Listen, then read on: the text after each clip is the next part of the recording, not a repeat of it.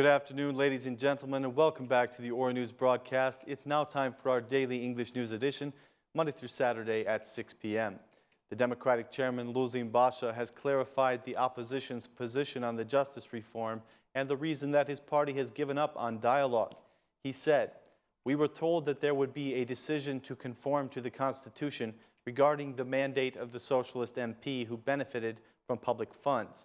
He went on to say that the Democratic Party will not be returning to the dialogue on the reform if the Constitutional Court decisions are not followed. He said, "Without the implementation of the Constitutional Court rulings, dialogue with Edi Rama is like dialogue with a terrorist. Edi Rama has attempted to sabotage the judicial reform and the National Bureau of Investigation. How can there be political dialogue when Rama refuses to implement the decisions of the Constitutional Court? When the government prevails over the Constitutional Court, this is tyranny," said Mr. Basha. He added that there cannot be negotiations about whether the court's decisions are followed. He warned that the Democrats will escalate their stance if they are not heeded. Mr. Basha also claimed that he received the support of the U.S. for the Democratic stance on the justice reform. He said the same for the implementation of the decriminalization law and for the holding of free and honest elections. "I am optimistic that the decriminalization law will be implemented. If it is not, this will be unacceptable to our partners and will not be tolerated. The USA has offered us support for free and honest elections," said Basha. He also commented on the justice reform, saying that the negotiations will continue until Thursday. He repeated that Albania has the support of the internationals in reaching a solution. Prime Minister Edi Rama has since reacted to these statements with the following comment. "The people know how much the Democratic Party wants the justice reform. You will pretend that you want the reform whether you like it or not," wrote the Prime Minister on his social networks. Basha wrote the following response to the Prime Minister. "What does this mean? The Bureau was made just like I wanted it, whether he liked it or not," said Mr. Basha.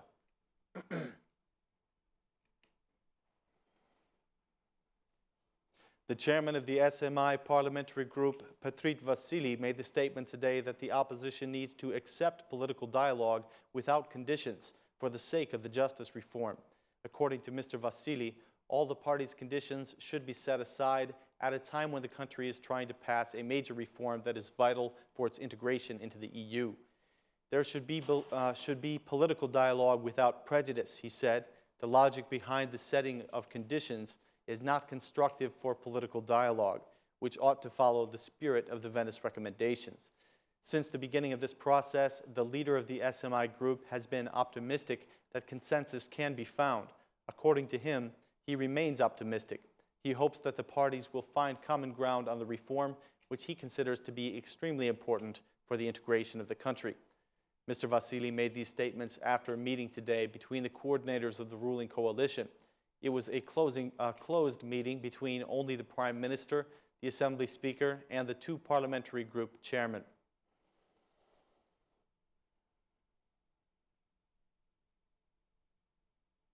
Mayor Veliaj held a meeting today with the city coordinators of Tirana in which he announced the coming investments in the Lapraka area. According to Mr. Veliaj, the City Hall will be spending $4 million on renovating the infrastructure and the educational institutions in Lapraka. He made the following announcement. "A fund of $4 million has been adopted in order to make investments in all of the roads of the area. This is the second largest investment we'll be making after the project for the Skanderbeg Square. The Fund for the Development of the Regions has agreed that Lapraka will receive a larger amount of funding than the other regions." The mayor also announced that the city taxes will soon be included in the water bills and that the illegal buildings in the lake area will be demolished. He went on, "We will destroy 100 illegal buildings in the artificial lake area. There should be no coffee bars near the lake or around the dam.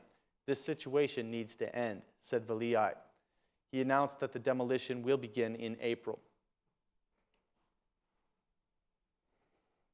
President Nishani signed a decree today for a girl who was sentenced to 10 years in prison for the murder of her rapist in 2013. Under the president's decree, Nazima Visha has been pardoned and set free. She served only 1/3 of her sentence, and the remaining 3 years and 9 months has been pardoned. The declaration from the president reads, Forgiveness is an extraordinary act of human compassion. I appreciated her deep repentance, her good behavior in prison, her legal reasoning, and the proposal of the Minister of Justice to pardon her. After being released, Ms. Visha said that she was overjoyed by the President's decision. She gave her heartfelt thanks to the Minister of Justice and the President. "The first thing I'm going to do is start school," she said, just after being set free. The Socialist MP Mimosa Hafizi has sent a letter to the Commission of Statutory Guarantees. She is asking the Commission to invalidate the decision of the Socialist Party Congress to hold a referendum for the party chairman. The party Congress made the ruling that a referendum needs to be held on whether the party chairman will be automatically reconfirmed if he wins the parliamentary elections.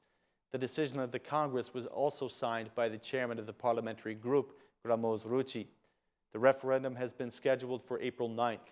The party members will vote on whether the chairmanship will be renewed automatically without a vote in the event that the party wins the elections.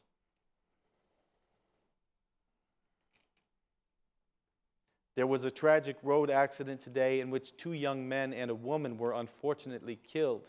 The accident took place at around midnight, and police say that the vehicle went off the road and into a ditch. The police say that the ditch was full of water and that the driver and passengers could not escape the vehicle. The police notification says that they were driving from Fier to the Rinas airport. The investigation will clarify the full cause of the accident, which claimed 3 lives. An important businessman from Dubai has arrived for a visit to Albania today.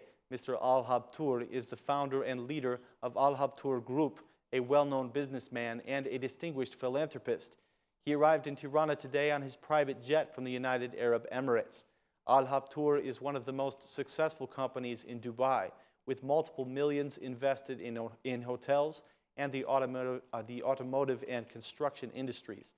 Al Habtour is an influential name in the Gulf countries because of his analysis of international politics. He is also recognized for his charitable activities and his efforts to promote peace.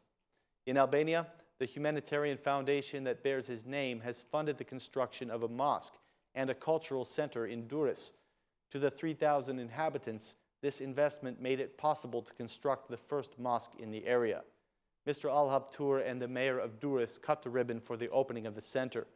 The work on the mosque began 2 years ago, and in addition to the ritual prayers that will be held there, the building will serve as an educational center for the Islamic belief. That's the end of our edition for this evening. Thanks for watching, and please join us again tomorrow at the same time. Have a great night.